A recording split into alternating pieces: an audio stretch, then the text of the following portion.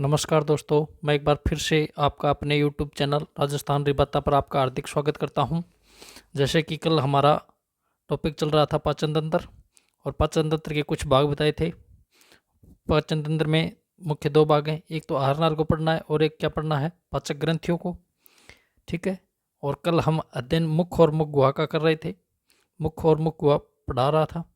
मुख गुहा में एक तो दांत पढ़ा दिया। क्या पढ़ा दिया? दांत पढ़ा दिया, जीभ पढ़ा दी। ठीक है। और मुख और मुख गुहा की बात कर दी। मुख गुहा में क्या खुलेगी? लार ग्रंथि। क्या खुलेंगी? लार ग्रंथि। तो आज हम लार ग्रंथि की बात करेंगे। ठीक है। क्या पढ़ेंगे? लार ग्रंथि। क्या पढ़ना है आज हमको? लार ग्रंथि पढ़ना है। तो लार ग्रंथि की बात कर रहे हैं। लार ग्रंथि खुलेगी कहाँ? मुख गुहा में खुलेगी। ठीक है। कहाँ खुलेगी? मुख गुहा में। मनुष्य में कितने जोड़ी लार ग्रंथियाँ होती हैं? 3 जोड़ी लार ग्रंथियाँ होती हैं। कौन सी होती हैं? एक का नाम है पेरोटिड। एक का नाम क्या है? पेरोटिड लार ग्रंथि। दूसरी का नाम क्या है? सबलिग्वल। क्या है? सबलिग्वल। और तीसरी ग्रंथि का नाम क्या है? सब मैग्जिलरी। सब मैग्जिलरी। मैग्जिलरी। इसका ही दूसरा नाम क्या है? सब मैंडिबुलरी। मैंडिबुलरी। ठीक है। ये 3 जोड़ी ग्रंथियाँ पाई जाती हैं। तो पेरोटिड ग्रंथि कहाँ होती है? कान के पास खुलती है। सबलिंगुअल कहाँ खुलती है? जीभ के नीचे। जीभ के नीचे। और मैग्जिलरी और मैग्डिबुलरी कहाँ खुलती है? ये जबड़ों के संधि स्थल पर। कहाँ खुलेगी? जबड़ों के संधि स्थल पर। तो इसका कंफ्यूज नहीं होना है। जबड़ों की हड्डियों का नाम क्या है? एक का नाम है मैग्जिलरी और एक का नाम क्या है? मैंडिबुलरी। तो ये तो कहाँ खुलेगी? जबड़ों पर। और सबलिंगुअल जीभ किससे जुड़ी होती है? बताया था ना, लिग्वी से जुड़ी होती है। तो ये कहाँ खुलेगी? जीभ के नीचे। और पेरोटिड याद रख लेना, कहाँ खुलेगी?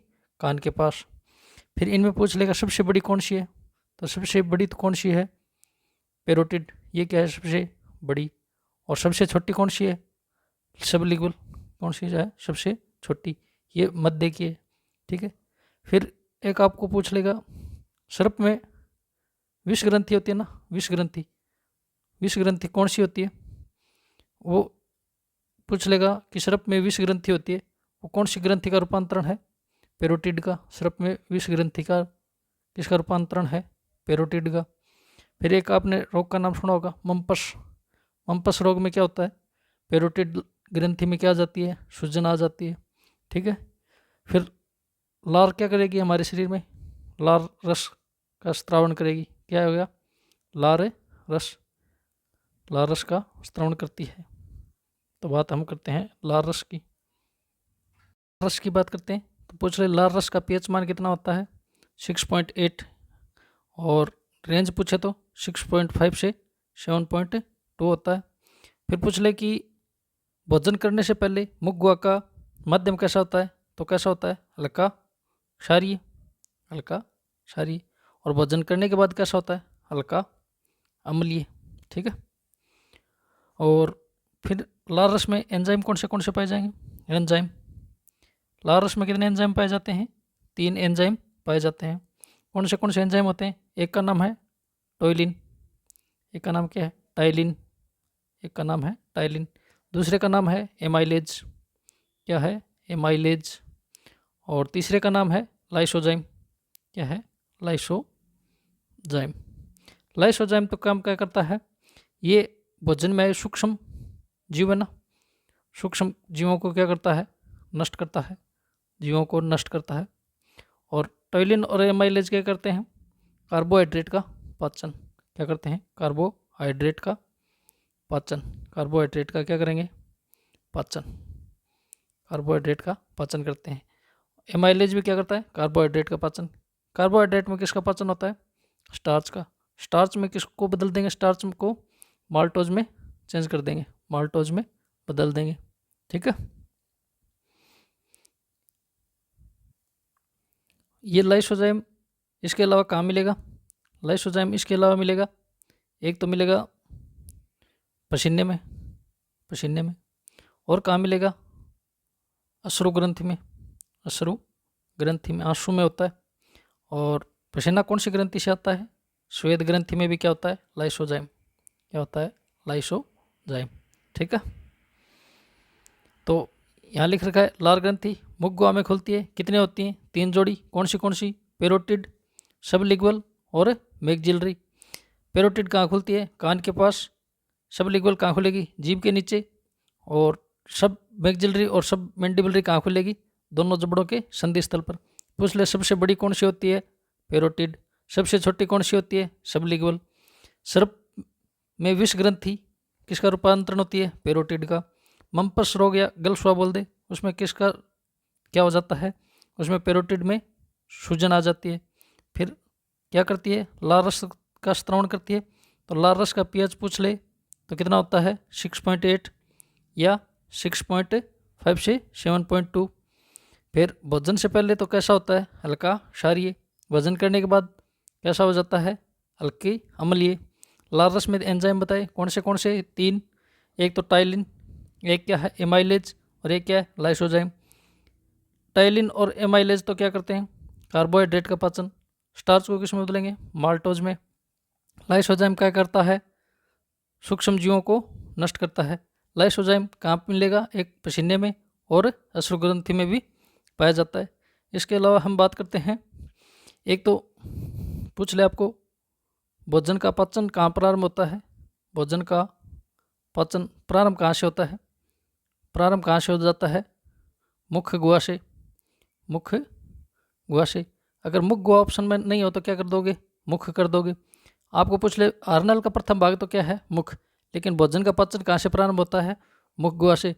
फिर पूछ ले भोजन का मुख गुहा में माध्यम कैसा होता है? तो कैसा होता है माध्यम? क्षारीय। कैसा माध्यम होता है? क्षारीय। फिर पूछ ले मुख गुहा में भोजन को क्या कहते हैं? किस रूप में होता है? भोजन को क्या कहते हैं? बोलस कहते हैं। क्या कहते हैं? बोलस। ये नाम याद रखना है, बोलस कहते हैं। फिर मुख गुहा में पाचन किसका हो रहा है? वसा प्रोटीन बताया क्या? नहीं, कि ओनली किसका पाचन होता है? कार्बोहाइड्रेट का पाचन होता है। कार्बोहाइड्रेट का पाचन होता है। तो मुख गुहा का भोजन का पाचन प्रारंभ कहाँ से होता है? मुख गुहा से। मुख गुहा में भोजन का माध्यम कैसा होता है? क्षारीय। मुख गुहा में भोजन को क्या बोलते हैं? बोलस। क्या बोलते हैं? बोलस। और किसका पाचन होता है? कार्बोहाइड्रेट का पाचन होता है।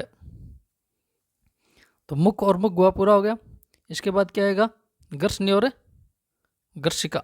क्या आएगा? गर्सनी व गर्सिका। ठीक है। गर्सनी में क्या होता है? गर्सनी में और गर्सिका में एक तो भोजन का पाचन नहीं होगा, ये बात याद रखनी। भोजन का पाचन नहीं होगा, ना तो गर्सनी में होगा और ना ही क्या होगा? कहाँ होगा? गर्सिका में। भोजन का पाचन नहीं होता। गर्सनी में क्या क्या खुलता है? एक तो नासा छिद्र होते हैं ना, वो भी कहाँ खुलते हैं? गर्सनी में। कहाँ खुलेंगे? गर्सनी में। और क्या खुलेगा? एक खुलेगा मुख गुहा। मुख गुहा भी कहाँ खुलेगा? गर्सनी में। और क्या खुलेंगे? कान का छिद्र होता है ना, वो भी कहाँ खुलता है? गर्सनी में। ये तीनों कहाँ खुलते हैं? गर्सनी में। लेकिन कान का छिद्र होता है वो किसके माध्यम से खुलता है? एक नली का नाम है, उसका नाम है यूस्टेक की नलिका। किसके माध्यम से खुलता है? यूस्टेक की नलिका के माध्यम से। फिर एक देखना, ये ध्यान रखना, ये क्या है? एक छिद्र है और एक छिद्र और है। इसका नाम तो क्या है? गलट। इसका नाम क्या है? गलट। इसका नाम क्या है? ग्लोटिस। इसका नाम क्या है? ग्लोटिस। यहाँ एक संरचना पाई जाती है, इसका नाम क्या है? एपीग्लोटिस। एपीग्लोटिस। ठीक है। फिर इधर से तो क्या आएगा? श्वास आएगा, नासा छिद्र। और इधर से क्या आएगा? मुख गुहा। इसमें क्या आएगा? भोजन। तो भोजन तो किस में जाएगा? गलट में। और हवा आएगी या श्वसन मार्ग कहाँ जाए? कौन से छिद्र में जाएगा? ग्लोटिस में। एपिग्लोटिस क्या करता है? भोजन को श्वसन नली या ग्लोटिस में जाने से रोकता है। ये दोनों जहाँ मिलते हैं उसको क्या बोलते हैं? उसको बोलते हैं फेरिंजियल किएज्मा। ये दोनों जहाँ मिलते हैं उसको क्या बोलते हैं? फेरिंजियल किएज्मा। ठीक है। तो भोजन का पाचन प्रारंभ कहाँ से होगा? मुख गुहा से। और माध्यम क्या होगा? क्षारीय। और भोजन किस रूप में होगा? बोलस के रूप में। और क्या होगा? कार्बोहाइड्रेट। तो आगे पढ़ना है गर्शिका, गर्षणी और गर्शिका, इनमें क्या होगा, भोजन का पाचन नहीं होगा। फिर इसमें क्या क्या खुलेंगे, मुख, गुहा, नासा और कान के छिद्र खुलते हैं। कान के छिद्र किसमें खुलते हैं, युष्टेकी नलिका द्वारा। भोजन सामग्री कौन से छिद्र में जाएगी, गलट में। और वायु किस छिद्र में जाएगी, ग्लोटिस छिद्र में। एपिग्लोटिस क्या करेगा, भोजन के कणों को ग्लोटिस में जाने से रोकता है। अर्थात किसकी बात काम करता है, ट्रैफिक पुलिसमैन की बात काम करता है। ठीक है, फिर आ गई गर्शिका। तो गर्शिका की बात करते हैं। गर्शिका, गर्षणी से भोजन कहाँ चला जाएगा, गर्शिका में। गर्शिका में क्या है, 3 भाग होते हैं। इसका प्रथम भाग होता है ना अग्रभाग, वो तो कौन सी पेशिका होता है, रेखित पेशिका। और मध्य का भाग किसका होता है, रेखित व अरेखित, दोनों पेशियों में बना होता है, रेखित व अरेखित पेशिका, अरेखित पेशिका। और अंतिम भाग किसका बना होता है, अंतिम भाग अरेखित पेशिका, अरेखित पेशिका। एक बात याद और रखनी है, अरेखित पेशिका। और गर्शिका में भोजन किस प्रकार गति करता है, क्रमानुकुंचन गति करता है, क्रमानुकुंचन गति करता है। इसका क्या मतलब हुआ, जैसे ही गर्शिका प्रथम भाग में तो क्या है, हमारे हाथ में होता है। रेखित पेशिका मतलब जिसको बोलते हैं ऐच्छिक पेशिका। ऐच्छिक पेशिकाएं क्या करती हैं, हम भोजन को आगे धक्का देते हैं। मध्य भाग में कुछ तो हम धक्का देते हैं और कुछ क्रमानुकुंचन का मतलब हुआ नली को सिकुड़ेगा, ऊपर से दाब देगा तो भोजन नीचे चला जाएगा। ठीक है,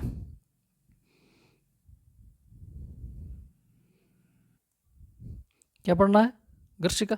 गर्शिका का अग्रभाग तो किसका होगा, रेखित या ऐच्छिक पेशिका। मध्य भाग रेखित व अरेखित दोनों का होता है।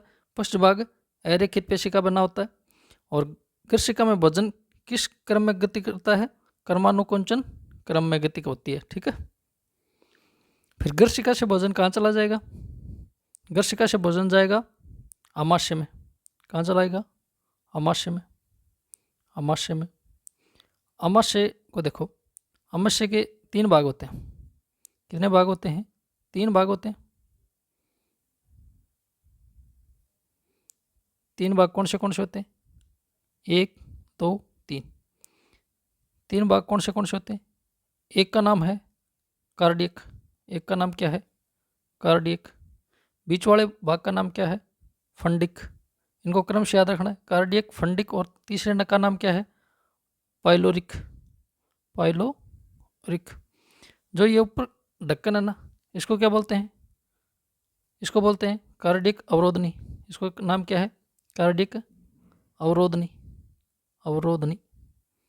और जो ये नीचे ढक्कन है इसका नाम क्या है, पाइलोरिक अवरोधनी। इसका नाम क्या है, पाइलोरिक अवरोधनी। और क्या होता है, इसमें एक अंदर की दिशा में एक परत जमी रहती है जिसको क्या बोलते हैं, श्लेष्मा। या ये किसकी परत है, श्लेष्मा की। ठीक है, इसकी परत है श्लेष्मा की। तो भोजन, ये जो फंडिक भाग है ना, ये सबसे बड़ा भाग होता है। और इसमें कौन सी ग्रंथि खुलती है, जठर ग्रंथि खुलती है। और जो क्या करती है, जठर रस का स्त्रावण करती है। क्या करती है, जठर रस। जठर रस कहाँ खुलेगा, आमाशय में। और लाल रस कहाँ था, मुग्वा में। आपको पूछ ले जठर रस का पीएच मान कितना होता है, जठर रस का पीएच मान कितना होता है, 0.9 से कितने तक होता है, 3। कुछ किताबों में आपको 1.5 से 2.5 मिलेगा, कुछ में 1 से 2 मिलेगा। तो आपको याद रखना है इनके मध्य ही होगा। ठीक है ना, 3 से कम कम होता है। और पूछ ले आमाशय का आकार कैसा होता है, जे आकार का होता है। ठीक है, जे आकार का आमाशय होता है। देखो आमाशय, आमाशय में क्या होगा, आकार तो कैसा होगा, जे आकार का। कैसा होगा, जे आकार का। आमाशय के कितने भाग हैं, 3 भाग हैं। ठीक है, आमाशय के कितने भाग हैं, 3 भाग हैं। जो अंदर की ओर एक परत सी लगी होती है उसका नाम क्या है, श्लेष्मा। श्लेष्मा क्या करती है, HCl अम्ल से आमाशय को रक्षा करती है।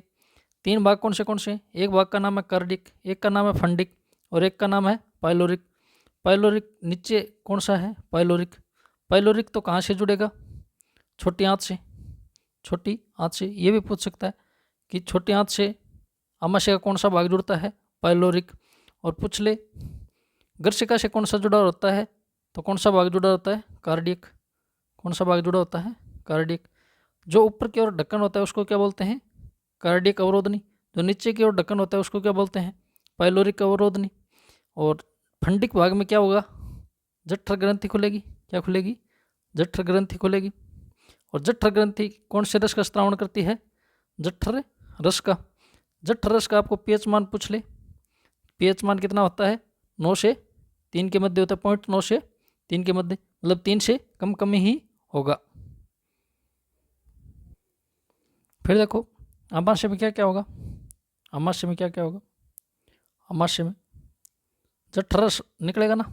जठर रस से एक तो क्या होगा, HCl का स्त्रावण, एक तो क्या निकलेगा, HCl निकलेगा। इसके अलावा क्या निकलेंगे, एंजाइम निकलेंगे। क्या निकलेंगे, एंजाइम। आपको पूछ ले HCl कौन सी कोशिका से निकलता है, तो इस कोशिका का नाम है ऑक्जेंटिक कोशिका। ऑक्जेंटिक कोशिका। HCl का निर्माण कहाँ से होता है, ऑक्जेंटिक कोशिका से। इसका दूसरा नाम क्या है, पेराइटल कोशिका। पेराइटल कोशिका, पेराइटल कोशिका। फिर पूछ ले एंजाइम का निर्माण कहाँ से होता है, तो इस कोशिका का नाम है जाइमोजन। जाइमोजन, इसका नाम क्या है, जाइमोजन कोशिका। इसका दूसरा नाम क्या है, पेप्टिक। इसका दूसरा नाम क्या है, पेप्टिक कोशिका। ठीक है, एंजाइम तो कहाँ से होंगे, जाइमोजन या पेप्टिक कोशिका से। HCl का निर्माण कहाँ से होगा, पेराइटल कोशिका से। फिर HCl का कार्य पूछ ले, HCl का कार्य क्या होता है, एक तो भोजन को अम्लीय माध्यम देता है। कौन सा माध्यम देता है, ये खुद अम्ल है, कौन सा अम्ल देगा, अम्ल। क्योंकि HCl का pH मान कहाँ होता है, लगभग 2.5 के लगभग होता है, तो कौन सा माध्यम देगा भोजन को, अम्लीय माध्यम। और ये एक प्रबल अम्ल है, तो भोजन में जीवाणु को नष्ट करता है, जीवाणुओं से बचाता है। और क्या करता है, भोजन को सड़ने से बचाता है। और क्या करता है, जो निष्क्रिय एंजाइम है ना, निष्क्रिय एंजाइम, निष्क्रिय एंजाइम को क्या करता है, सक्रिय एंजाइम में बदलता है। फिर आपको पूछ ले कि ऑक्जेंटिक कोशिका से है, इसे एक नेजकारक स्रावित होता है। किसका निर्माण होता है, नेजकारक का। नेजकारक का कार्य क्या होता है, ये विटामिन B12 के संश्लेषण में या अवशोषण में क्या होता है, सहायक होता है। ठीक है, फिर एंजाइम की बात करते हैं, तो एंजाइम कौन से होते हैं। आमाशय में एंजाइम, एक एंजाइम का नाम है पेप्सिन। एक कौन सा होता है, पेप्सिन। एक एंजाइम कौन सा होता है, रेनिन। एक होता है रेनिन। एक तीसरा एंजाइम और होता है, इसका याद रखना, इसका नाम है गैस्ट्रिक लाइपेज। इसका नाम क्या है, गैस्ट्रिक लाइपेज। ये कार्य क्या करते हैं, गैस्ट्रिक लाइपेज तो क्या करता है, वसा का पाचन। क्या करेगा, वसा का पाचन। वसा का पाचन कितना करता है, 10 से 15%, 10 से 15% तक वसा का पाचन करता है। पेप्सिन और रेनिन क्या करते हैं, ये दोनों करते हैं प्रोटीन का पाचन, प्रोटीन का पाचन। ठीक है, पेप्सिन तो क्या करता है, पेप्सिन क्या करता है, कौन सी प्रोटीन को किस में बदलेगा, ये कोई प्रोटीन है, प्रोटीन को किस में बदल देगा, प्रोटीओजेज में। किस में बदल देगा, प्रोटीओजेज में। प्रोटीओजेज के साथ साथ क्या बना देगा, पेप्टोन बना देगा, पेप्टोन बना देगा। और रेनिन क्या करता है, कौन सी प्रोटीन का पाचन करता है, दूध की जो प्रोटीन होती है ना, दूध का पाचन बोल दो, या दूध की प्रोटीन होती है ना, उसको किस में बदल देगा। दूध में कौन सी प्रोटीन पाई जाती है, केसिन। कौन सी प्रोटीन होती है, केसिन। केसिन को किस में बदलेगा, कैल्शियम, कैल्शियम, कैल्शियम पेरा कैसिनेट में बदल देगा, कैल्शियम पेरा कैसिनेट में बदल देगा। और आपको पूछ ले दूध का रंग सफ़ेद किसके कारण होता है, केसिन के कारण होता है। ठीक है, ये रेनिन एंजाइम किस में पाया जाता है, बच्चों में पाया जाता है, और वयस्क अवस्था में समाप्त हो जाता है, वृद्धावस्था में भी नहीं पाया जाता। ठीक है, तो देखो आमाशय में एक तो क्या पाया जाएगा, HCl पाया जाएगा। क्या पाया जाएगा, HCl। और HCl कौन सी कोशिका से उत्पन्न होता है, स्रावित होता है, ऑक्जेंटिक या पेराइटल कोशिका से। HCl की कार्य क्या है, एक तो अम्लीय माध्यम देता है। क्या देता है, अम्लीय माध्यम। भोजन को क्या है, जीवाणु से रक्षा करता है, भोजन को सड़ने से बचाता है। और निष्क्रिय एंजाइम को किस में बदलता है, सक्रिय एंजाइम में। जैसे ये पेप्सिन एंजाइम पाया जाता है ना, ये पेप्सिन के रूप में नहीं होता, ये होता है प्रोपेप्सिन या पेप्सिनोजन के रूप में। इसको पेप्सिन में बदलने का काम कौन करेगा? HCl करेगा। और रेनिन है वो किस में पाया जाएगा? प्रोरेनिन में। प्रोरेनिन को भी रेनिन में कौन बदलेगा? HCl बदलेगा। इसके अलावा केसिनोजन होता है, उसको केसिन में कौन बदलेगा? HCl बदलेगा। फिर क्या है? ऑक्जेंटिक कोशिका से एक क्या होता है? नेज कारक स्रावित होता है। नेज कारक का काम क्या करता है? जो विटामिन 12 को क्या करता है? अवशोषण में सहायक है। किसके? विटामिन B12 के अवशोषण में सहायक कौन है? नेज कारक। फिर आमाशय में एंजाइम कौन से पाए जाएंगे? एक एंजाइम का नाम है पेप्सिन। पेप्सिन पेप्सिन किसका पाचन करेगा? प्रोटीन का पाचन करेगा। प्रोटीन को किस में बदलेगा? प्रोटीओजेज और पेप्टोन में। इसके अलावा दूसरा एंजाइम कौन सा पाया जाता है? रेनिन। रेनिन क्या करता है? करता तो प्रोटीन का ही पाचन है, लेकिन ये दूध की प्रोटीन होती है ना, उसके लिए स्पेशल होता है, दूध का पाचन कर देता है। दूध में कौन सी प्रोटीन होती है? केसिन। केसिन को किस में बदलेगा? कैल्शियम पैरा कैसिनेट में। दूध में कौन सी प्रोटीन है? केसिन। और इसको किस में बदल देगा? पैरा कैसिनेट में। ये किस में पाई जाती है? दही। यह एंजाइम कहाँ? बच्चों में पाया जाता है, वयस्क अवस्था में क्या हो जाता है? विलुप्त। दूध का रंग किसके कारण सफ़ेद होता है? केसिन के कारण ही सफ़ेद होता है। इसके अलावा तीसरा एंजाइम क्या बताया? तीसरा एंजाइम होता है गैस्ट्रिक लाइपेज। क्या होता है? गैस्ट्रिक लाइपेज, जो किसका पाचन करता है? वसा का। वसा का कितना पाचन करता है? 10 से 15%। कितना पाचन करता है? 10 से कुछ मात्रा में क्या करता है? वसा का पाचन 10 से 15% क्या करता है? वसा का पाचन। इसके अलावा इसके आगे क्या ध्यान रखना है? इसके आगे याद रखना है कि आमाशय में भोजन कितनी देर तक रुकता है? आमाशय में भोजन कितनी देर तक रुकेगा? 4 से 5 घंटे तक। और क्या होता है? आमाशय में भोजन का माध्यम कैसा होता है? माध्यम, कहीं भी आपको भोजन का माध्यम पूछ लेना तो आमाशय के अलावा सभी जगह क्या होगा? क्षारीय। आमाशय में कैसा होता है? अम्लीय। फिर बोल ले कि आमाशय में भोजन किस रूप में होता है? तो किसके रूप में होता है? कायम के रूप में। बोल्स के रूप में कहाँ होता है? मुख गुहा में। लेकिन आमाशय में कैसा होता है? कायम के रूप में। और फिर पूछ ले आमाशय में पाचन किस किस का हुआ? एक तो प्रोटीन का पाचन हुआ है, प्रोटीन का पाचन हुआ है, प्लस किसका पाचन हुआ है? तो कुछ मात्रा में वसा का। कार्बोहाइड्रेट का होता है क्या? नहीं होता। कार्बोहाइड्रेट का कहाँ होगा? मुख गुहा में। इसके अलावा एक नाम और बताता हूँ मैं आपको, एसिडिटी। एसिडिटी क्या होती है? एसिडिटी एसिडिटी क्या होती है? हमारे शरीर में HCl की मात्रा बढ़ जाती है। बोले तो अम्ल बढ़ गया, अम्ल की मात्रा बढ़ जाती है। तो इसका उपचार क्या होता है? इसका उपचार क्या होगा? एंटा एसिड। एंटा एसिड का उपयोग करेंगे। एंटा एसिड को क्या बोल सकते हैं? प्रति अम्ल। प्रति अम्ल का मतलब क्या हुआ? हम क्षार का उपयोग करेंगे। किसका उपयोग करेंगे? क्षार का। फिर अम्ल और क्षार मिलकर उदासीन हो जाएंगे और लवण का निर्माण करेंगे। तो कौन से क्षार का उपयोग किया जाता है? इसके 2 एग्जाम्पल फेमस हैं। एक तो क्या है? Milk of magnesia. क्या है? Milk of magnesia. Magnesia, milk of magnesia. MgOH का और ट्वाइस होता है मिल्क ऑफ मैग्नीशिया। इसके अलावा किसका उपयोग करेंगे? सोडियम बाई कार्बोनेट का। किसका उपयोग करेंगे? सोडियम बाई कार्बोनेट का। ये सोडियम बाई कार्बोनेट किस में पाया जाता है? इनो होते हैं ना, इनो में का उपयोग करते हैं। इनो ही क्या होती है? Sodium by carbonate. इसका उपयोग करते हैं। फिर एक ऊपर आवरण बताया था श्लेष्मा का। श्लेष्मा का आवरण क्या करता है? श्लेष्मा का आवरण हमारे आमाशय को क्या करता है? HCl अम्ल से रक्षा करता है। ठीक है। तीसरा क्या होता है? आमाशय में भोजन कितनी देर तक रहता है? 4 से 5 घंटे तक। भोजन का माध्यम कैसा होता है? अम्लीय। भोजन किस रूप में होता है? कायम के रूप में। प्रोटीन और वसा का क्या होता है? पाचन। फिर क्या पढ़ा? एसिडिटी। एसिडिटी एसिडिटी में क्या होगा? अम्ल अधिक मात्रा में स्रावित हो जाएगा, तो इसे क्या बोलते हैं? एसिडिटी। एसिडिटी को दूर करने के लिए किसका उपयोग करते हैं? एंटा एसिड का। और एंटा एसिड के 2 उदाहरण हैं। एक तो क्या है? Milk of magnesia. एक क्या है? Baking soda. बेकिंग सोडे को क्या बोलते हैं? Sodium by carbonate. Sodium by carbonate का pH मान तो कितना होता है? 9। और मिल्क ऑफ मैग्नीशिया का मान कितना होता है?